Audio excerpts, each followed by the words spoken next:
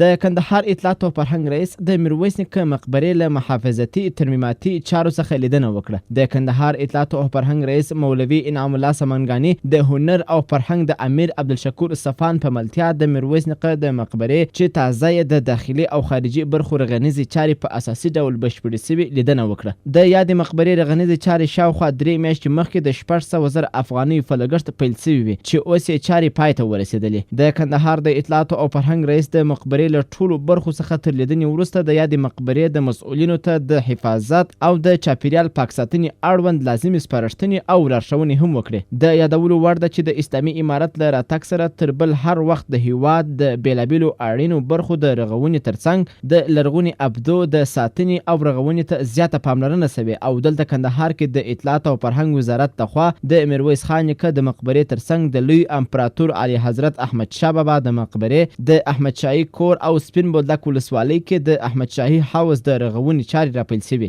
چې تر ډیره یې کارونه بشپړ سوي دي.